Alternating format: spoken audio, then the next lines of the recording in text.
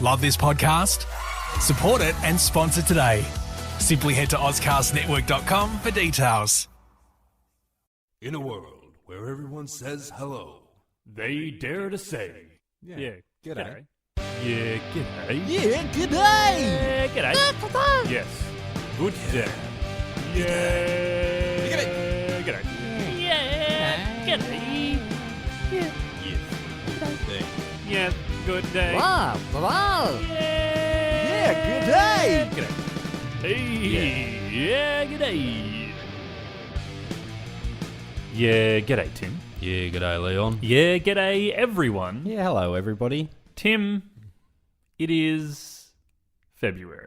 It is February. It's the 11th of February. It is. Now you've given away a bit of behind the curtain about how long it takes to get these episodes up. Tim, it's the 11th of February, and I don't know if you remember, but back in 2016, 2 years ago, yeah. these beautiful, attractive young men, 2 years younger than they are now, recorded a podcast called Yeah, G'day. 2 years? We did it in February? No, not in February, not to the day. I'm talking about in 2000. I said 2016. I didn't say to the day from now. Well, I don't know why we were talking about February specifically then. In like August or something. Yeah, something around there. Anyway, these two attractive young men, as I was saying, Who are they? recorded an episode about the Olympics. Yep. It was the second episode of their podcast, and it was the first time their podcast was called Yeah, G'day. That would be true. After the fateful episode 1 called Yeah, Nah, Yeah that no one talks about. Yeah. Nah. Tim, Yeah. those two boys are sitting across from each other right now. Yeah. In a different place. Their names were Sam and Boris. This is a long explanation. Well, we're getting shit at our intro, so I thought I'd try and do something different. Tim, the Winter Olympics are on right now. They are on right now. I love the Winter Olympics. This time it's in South Korea. Yes. Southern Korea, not North Korea. No, not the North. Although I've been North told. Korea are there, which was something you learnt last night. I did. Ooh. Depending on what top of the world you're on, though, is the South the North or is the North the South? You never know. You never know, depending on where you are. North is north, south is south. And with the world being flat and all, and banana-shaped. Right, sure. Yeah. I didn't know about... Yeah, so it's on. Now, as you will remember, because all of you listening have listened to our entire backlog, I fucking love the Olympics. Yeah, it's a pretty good time. Get to see things you don't usually see. I don't, like, I'm obviously, everyone knows I'm not the sportiest man. I don't mind watching a bit of sport. But the Olympics, for some reason, I think it's the best people in the world competing against the best people in the world, doing these really tricky sports. And, like, I don't know. It gets me all hot under the collar in a good way. Jesus, all right. I'm not going to be watching the Olympics with you anymore. Yeah, Tim's sitting across from me and just says, oh, God, yeah. Pillow on your lap. It's just like, oh, okay, righto. Speed skate out of here. The thing about the Winter Olympics is that people eat shit more often. They fall over? That's not one of the competitions, eating shit, the 100 Yeah, men. No, right. like, they injure themselves. And I've been Yeah, talking they do. about this a lot lately because people are quite surprised at how excited I am for the Winter Olympics. But the Summer Games now, obviously not when they started, but the Summer Games, we play on surfaces that are made for the Summer Games. If you play basketball, you play on a basketball court. If you're swimming, you're in a pool. Right. Is that That's how it interesting? works. What well explained. If you're swimming, you're on the racetrack. But the Winter Games, like, snow is not made for snow sport. Well, you could argue snow sport's made for snow, but Exactly. we won't get into the... But that's the thing, is that semantic. the surface is not made for the sport. The sport has been made for the surface, which Right. means that the surface is like it can do whatever it wants. It's snow. Okay, sure, yeah. So these people like train for hundreds of years to snowboard, and they go and do a sick ollie 180 nose grind, Yeah. and then they eat shit because the snow is just bumpy in one spot. Yeah. It is 100 years, I have heard. Yeah, to train 100 to get years. to Did I say one 100 Olympics. of Yeah. training? Now, Tim, one surface that I find to be quite tricky to navigate is ice. Now, I love a bit of ice skating. I've got my level 1, as we all know. It's great, but any kind of notches in the ice, you're down. One little, like if you wobble a little bit, it's all over. Yeah, 100%. And it got me thinking, Tim, about, I think, the only real Australian hero that we have.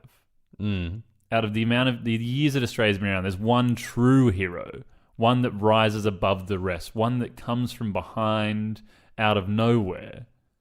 Tim, I'm talking about Stephen Bradbury. Yeah. Comes from behind almost like he doesn't deserve to win, but he does anyway. Almost like he doesn't want to win. Yeah. Stephen Bradbury, Australia's Olympic champion, Winter Olympic champion, the first of his kind, the first of his name. And the thing is, first of his name, it was 2002. Yeah. Took us a while. It did take us a while. Mr. Stephen Bradbury, speed skater. Retired. Not at the time that he won the gold medal. He's a commentator / motorsports racer. I can't wait now, to get to that part of his life. Is super random. Let's talk about Mr. Stephen Bradbury's life. Stephen John Bradbury. I can't wait. I only know one thing about it. OAM. What's that stand for? Order of something. Order of Majesty. Australia? Yeah, something like that. He's think got that's the some Order of kind of Australia. honour. The young man was born in 14th of October 1973. Right. An auspicious day. Still alive. Don't have a death date for him. Not yet. He's a former short track speed skater. Means nothing to me. Don't know that much about sport. What I love about the Winter Olympics is it's hot as balls here. Yeah, it's not nice. And I just love watching the snow. Yeah, that's the thing. It makes you feel cool. Yeah. He's been to the Olympic 4 times. Right. Yeah, but his most famous is the last one. We'll build up to it, though. Did you say where he was born? Or are you getting to that? No. I don't know. I feel like he's a Queenslander. Possibly. Anyway, not important. Winter Olympics, yeah, they always come from super random places. So he attended the Winter Olympics representing Australia in 1992, 94, 98, and 2002. Why there's only 2 years between 92 and 94, I don't really understand, because I thought it was a 4-year thing. It's not important. Yeah, I don't. It's like It's not important. the Winter Olympics falls like in the 2 years between the 4 years of the summer. Anyway, like the Commonwealth Games. yeah. Anyway, so yeah, he was the first Australian to ever win a gold medal in a Winter Olympic sports, which we'll get to. Yes. The first Olympics he went to was in 1992, but in 1991, this was one of his big moments. He was in a quartet winning the 5,000 meter relay at the World Championships, which were held here in Sydney. Right. We're not in skating, Sydney anymore, speed by the way. skating. Oh, well, not here in Sydney, but here in the broader sense of the word, which was the first time Australia had won a world championship in a winter sport as well. He's been there for some moments. Stephen's been there for all the big moments. Yeah. They then went to the 1992 Winter Olympics as world champions, but crashed in the semi-finals. Literally or figuratively? Literally. Oh, right. That's his horrible. teammate, Richard Nizielski. Oh, come on, Richard. Lost his footing. At this time, Bradbury was actually only benched. He was on the reserve. So he went to the Olympics, but he didn't go to He got a the participation Olympics. award. Yeah. So that 1992, I can't remember whether the Olympics were that year. It doesn't matter. In 94, though, they were in Norway. And he was part of the short track relay team again. And this team actually won us our very first medal ever. They did. At the Winter Olympics. A bronze medal. Nothing wrong with bronze. They got into the final by beating out Japan and New Zealand, but only just. And they got the bronze because the Canadians fell over. Yes. Losing a significant amount of time during the finals, meaning that Australia just had to keep going consistently, which they managed to do. They managed to get the bronze. Are you picking up a bit of a there seems to be theme? something of a theme in his career. He was actually also in individual races in the Norway In Winter 94. Olympics in 94. 500 metres and 1,000 metre races as an individual, but he didn't make it past the semis.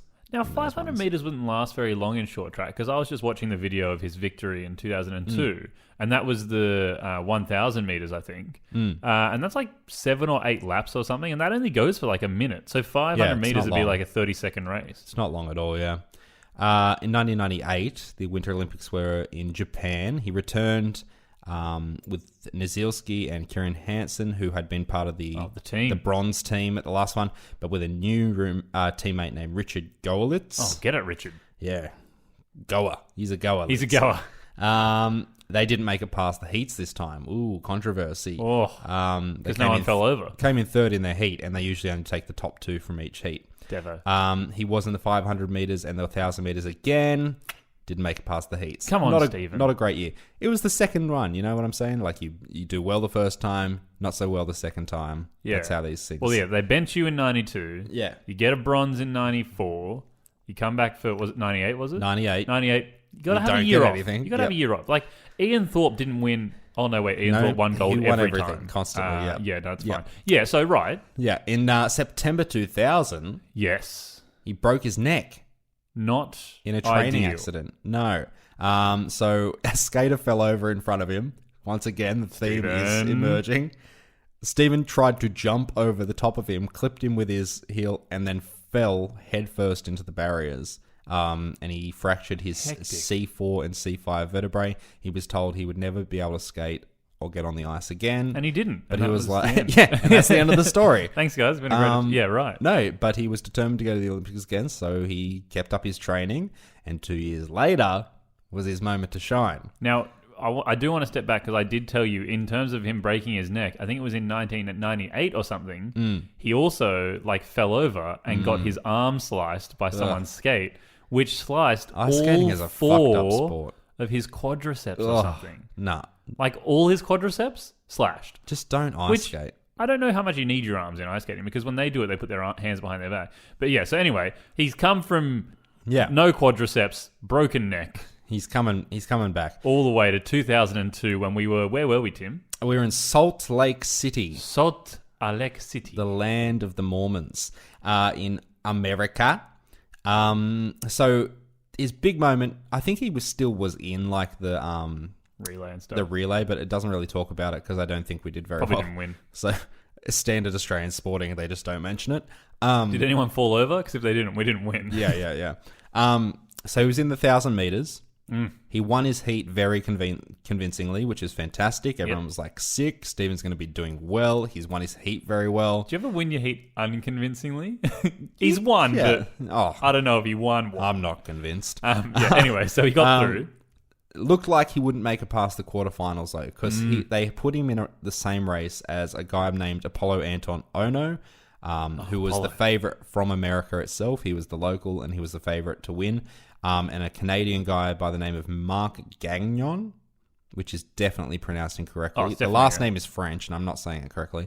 So he was the defending world champ. Yeah, you got an American, you got a Canadian. And was there a Japanese person racing as well? Yeah. There's 4 people racing. No. That's... I think that's in the final race. Oh, sorry, you're talking about the heats. Yeah. Right.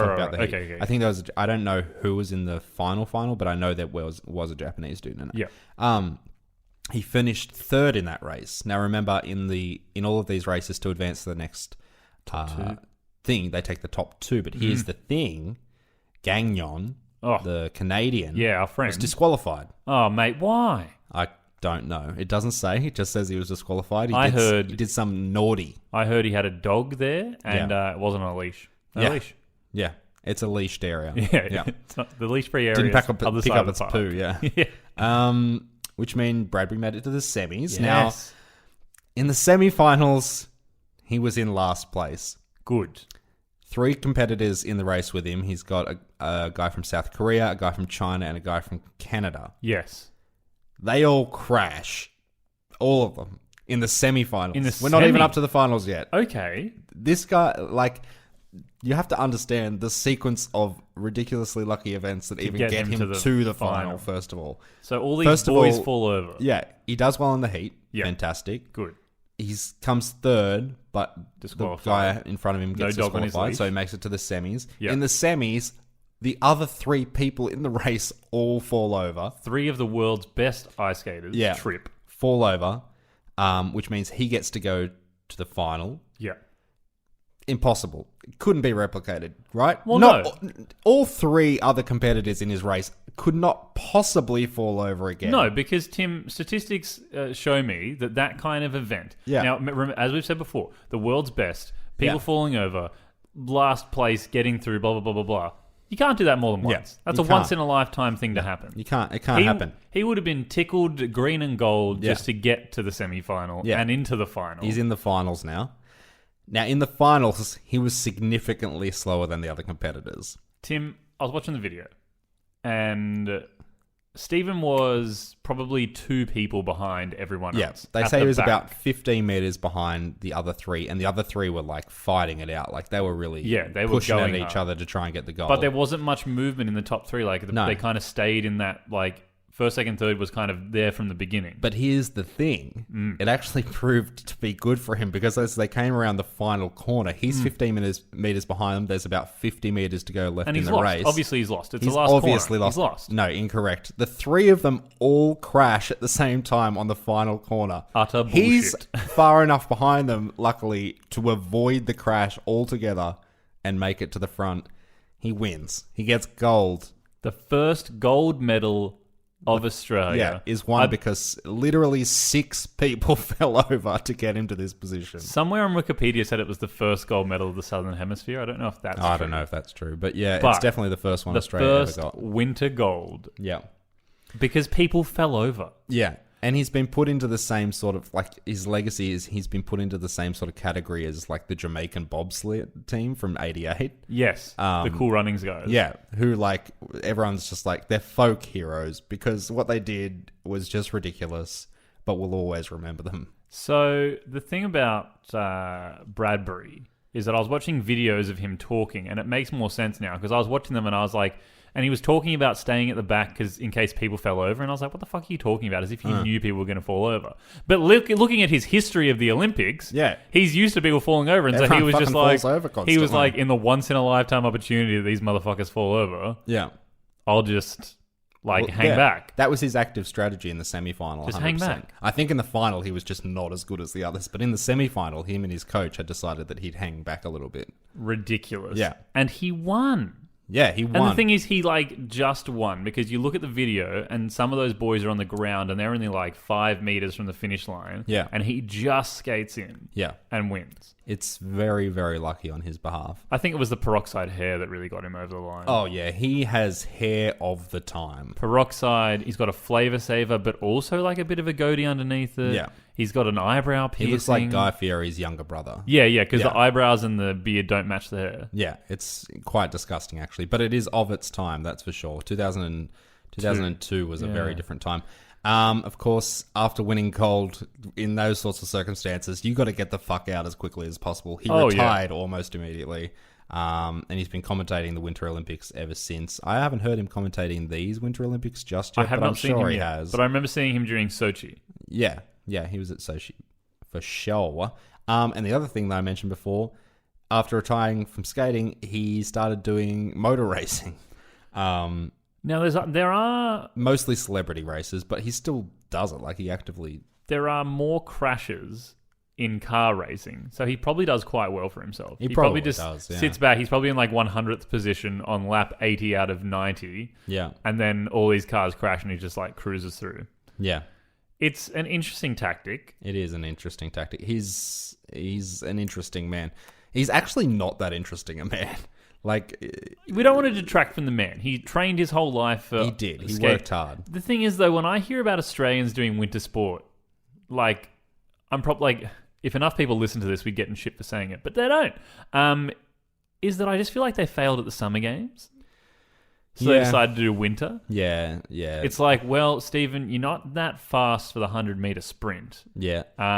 But if we slap some blades on your feet... Yeah. We might be in luck. A slippery surface, you might be able to get a little bit quicker. That's my immediate reaction because Australia is not a country of winter. No. We don't to go to the snow. You have to actively go to the snow. There are very few places in Australia you can actually go skiing or skiing and snowboarding. You got to go to places. Ice skating rinks, there's less of them around, but they still exist. They do exist. And you can go to them. Yeah. I guess you could practice by rollerblading or something like that, but. Other countries are significantly more advantaged than us because they just get snow everywhere. So it's right, I'm going to go outside and ski for 3 hours. Yeah. That's not something that happens here. I feel like Stephen Bradbury probably had to freeze his pool or something to be skating in the backyard. In the middle of summer and it's slowly melting down. Mum and Dad come home and have a yell at him. I believe that Stephen Bradbury's victory is one of the most Australian things to ever happen in history. It is reminiscent of our culture and where we sit in the world, that's for sure. We just keep getting lucky. We get lucky. We make people fall in love with us when we fuck around. Yeah. We're larrikins, which is, as we've said before, is a nice word for being a dickhead. Yeah. And it I don't know what makes it so Australian, but the fact that he won because people fell over is just, to me... It's pretty epic. It just makes... Yeah. Well, in 2007, he was given... It's a Medal of the Order of Australia. Right. For his Olympic win. That's what I was trying to say before. Medal of the Order of Australia. Why would they put it OAM? Why wouldn't they put it M? Order of Australia medal, I guess. Yeah, that's weird. Yeah. Which he's deserving. And he's in the Australian Sports Hall of Fame as well that same year. Of course he is, because he's literally the first person to win a gold medal. Yeah. Doesn't matter how he got there. And first person to... You have to remember, one of the first people to win a medal at all, ever, at the Winter Olympics. And win a winter sports championship. Yeah, so he's actually, like, as much as we take the piss out of him because he won because everyone fell over, he was probably quite good. Yeah, I mean, you have to be pretty good to get to that level at all, so... The thing about these awards and everything is that he was talking about, in one of the videos that I watched, about the medal ceremony. And he says that his biggest regret and the thing that he would do over if he was back there is he wouldn't stand on the top podium to get the medal. He would have taken it at the side of the podium or something. He said the thing that he struggled with the most was standing on that top podium when he wasn't the best skater there. Right. Which is true. And I can imagine there would have been lots of kind of turmoil for him being like, you've won gold, which is amazing, but you did it by people just fucking up. If people didn't fuck up, you would have lost. I mean, at the end of the day, he's the only one that stayed on his feet. True. So those idiots fell over. On the day, maybe he was the best skater. Yeah. Yeah. He's definitely a skater. He definitely represented us and won a gold. Those are the facts. I'm waiting for the I, Stephen story. It sounds very I, Tonya. Lots of people have fallen over in your way, Stephen. Yeah, it's interesting. Quite a few. Definitely seems to be something of a pattern in Stephen's career. Quite a few of the world's best skaters have fallen over when Stephen's around. Yes. So I can't wait for Margot Robbie to play him in the movie. Yeah, she'd do it well, I think. She would look great with that kind of half short, half long hair, the stuff I'm talking about? Because it's not short, but it's not long. No. And then just a head full of frosted tips. Oh, yeah. It'd be like that movie. There's the Bob Dylan documentary where multiple different people play him. Yeah, Cate Blanchett plays it'd Bob be like Dylan. when Cate Blanchett plays Bob Dylan. How exciting. Good on you, Australia. If only I think we've gotten better now, though. I think we get gold medals. We were watching some Australians yesterday, weren't we? In the downhill... What's it called? Slalom? Ski? No, it's not Salem because they don't have to go around the flags. It was the one with the bumps on the hill. I don't know what it's called. The one that looks like it would hurt your knees. Yeah, I don't know anything about the Winter Olympics. I've got old man knees. Except some of the skaters are pretty... Looking? Yes. Oh, right. I thought you were just going to be they're pretty good. Yeah, they are, Tim. They made it to the Olympics. Yeah. They are. The opening ceremony looked good. The opening ceremony was as we're talking about. Now, we know people love our commentary on things. We know that you've loved our Harry Potter commentary. You know that, especially James Anderson, reminisces on the fact that we are the best commentators for the Olympics after our episode many years ago. You know what doesn't need commentary, even from us? The opening ceremony. Yeah. No, it really... I don't care what people... think because they don't know anything. It doesn't matter. Yeah. The opening ceremony is self-explanatory. Yeah. You get stuff from the culture of the country that you're in. You watch it. It's awesome. The flag people come out. The torch gets lit, and then everyone fucks off and they get lit. Yeah. And then they go do their thing. But there's people that they had that cool they had the cool mountain bit where it started off just looking like cracks in the ice or whatever. It was tiger stripes. Telling the story of how Korea was created. Yeah, and so it's tiger stripe that turned into whatever the mountain ranges are there.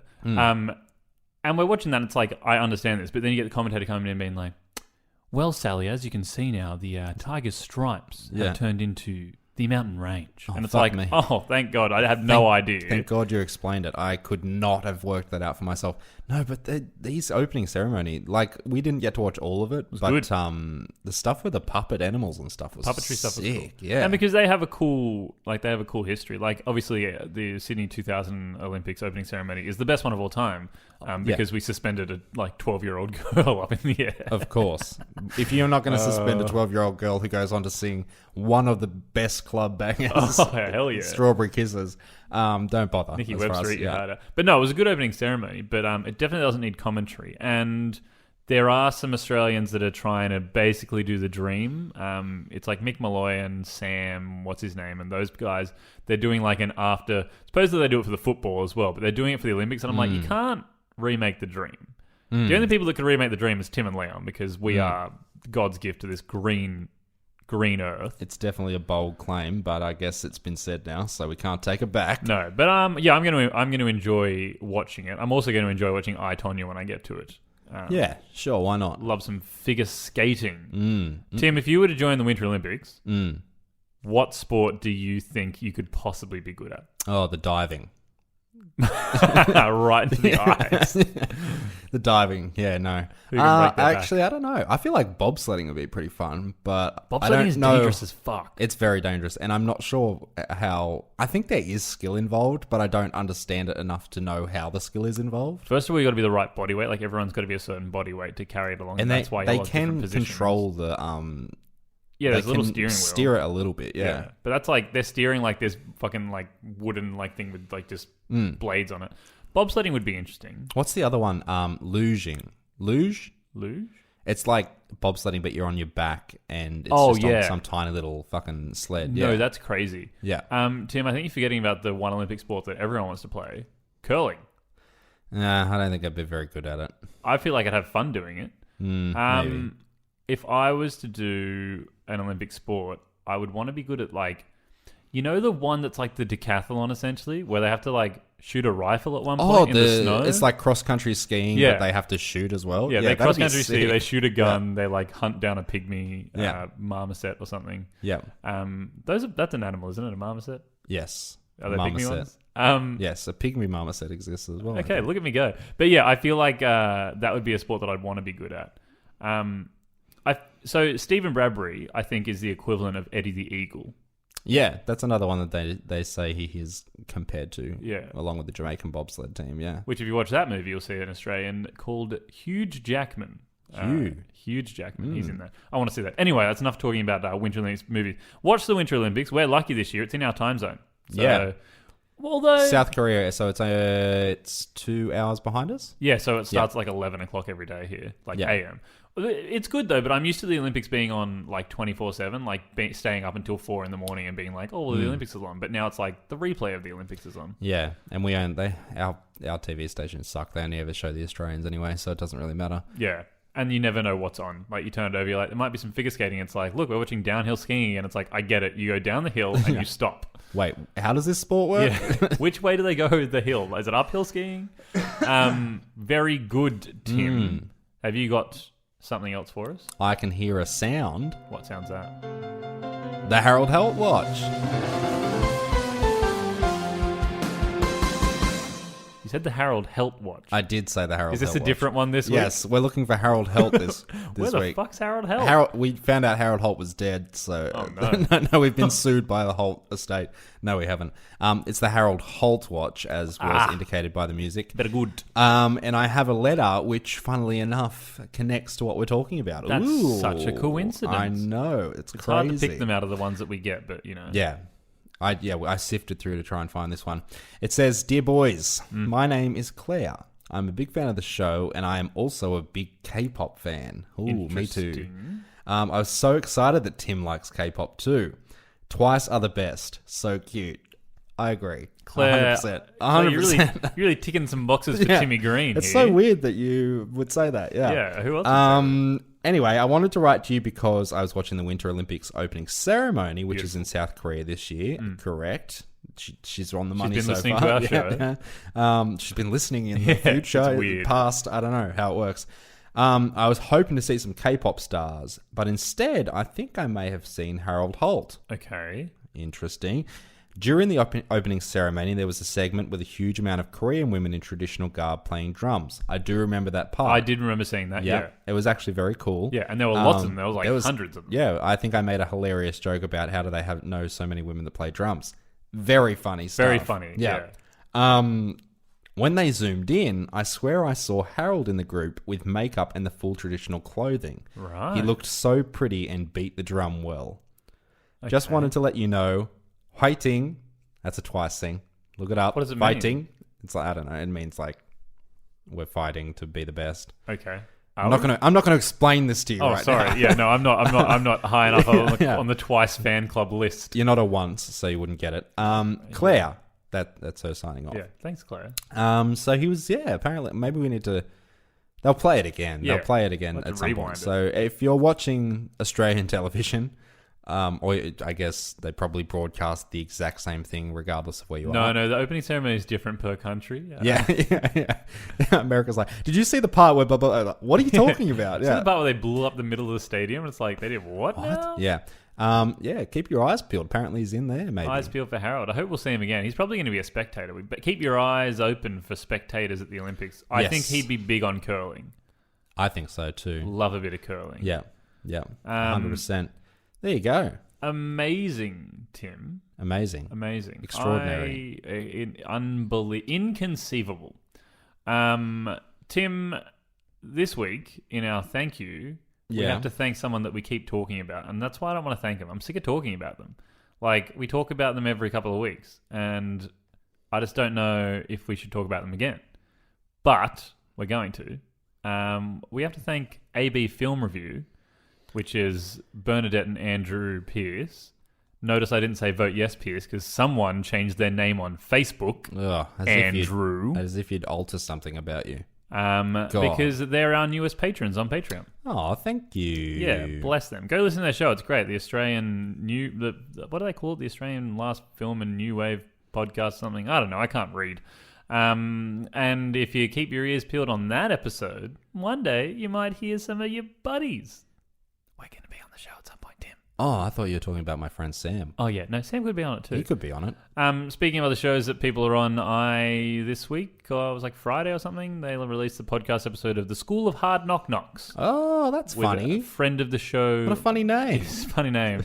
Friend of the show, Maury, also part of the Auscast Network, where they interviewed me about my raw comedy fame and stardom, because I did come not in the top, but I definitely lost. No, I didn't win. We watched you. Like, I competed. Yeah. Like Stephen Bradbury. People will be disqualified and I will get to the finals. Yeah. Everyone's going to fall over in the finals of the Raw. Yeah. And I'll be like, get that Leon guy in. So, yeah, go have a listen to that as well if you want to hear me on something different. Otherwise, go to our Patreon, www.patreon.com/Jagerday. That's correct. Also go to our YouTube channel and see our little clip of our introduction to Harry Potter and the Philosopher's Sorcerer's Stone commentary, because I had a giggle. Have a taste of the spicy humour. Spicy humour. And if you like it, commit to the full 2 hours. Commit it! Yeah. We had to commit. So thanks as always to Teylor Smirl, Smelly T for our wonderful cover art. And the Fernance Curtis, that's how they say it. I'm saying it in a similar way to Asian countries, South Korea, Japan. They put the last name first. So Yes. Fernance Curtis. Yes. Fern Tree Music on Facebook. Get on his stuff. Introduction, Outroduction, Harold Holt Music. Yes, thank you. Thank you. Yes, thank you. Thanks for that. You can find us on all our things at Jagerday Podcast, Twitter, Instagram, Facebook, www.jagerday.com. Share it with a friend. Share it with all your friends. Some would say the numbers are in a weird spot right now and we need the listens. I'd be that person. Tie an enemy to a chair and make them listen to it. Because it would only take like half a minute of the first episode and they'll be like, these guys. Well, I'm not above us being used as torture if it gets good numbers. I got a call from whoever our Prime Minister is. John Howard, I think at the moment. I've got no idea. Yeah, when he asked if they could use it in torture. Yes, sir. Yes, sir, indeed. Brilliant. Piece of advice for everyone. Don't knock up your staffer if you're a politician, because it'll destroy your family. Who did that? Barnaby Joyce. Oh. What an idiot. Isn't he a New Zealander anyway? Who cares? I don't know. Australian politics is a mess. Yeah. Australian politics is like the 2002 short track race where everyone fell over, but no one survived. Yeah. Everybody will fall over and Stephen Bradbury will be the Prime Minister. Everyone will fall over and then someone will set fire to the stadium and then that stadium will be covered in dog poop and stamped on. Anyway. It sounds like multiple Adam Sandler movies put together. Pretty funny. Great. Well, Tim, any longer that people are listening to this, they're not watching the Olympics, which we can't do that to people. No, we cannot. We can't. And we can't do it to ourselves. Get back and watch the ice skating gymnastics. What's that called? Figure skating. That's it. Did you seriously? The ice skating, the ski. Figure skating is the most impressive sport in the Winter Oh, it is. Olympics, It is literally ice skating gymnastics. The ski sport where they do the trick flips? Ski trick flipping. The dancing. The knife foot dancing. Knife foot freeform. Knife foot slippery dancing. You know the one. Yeah. Well, I can't wait to watch some knife foot freeform slippery dancing. As always, g'day Tim. Yeah, g'day Leon. Yeah, g'day everyone. Yeah, g'day everyone. Catch you on the flippily flop.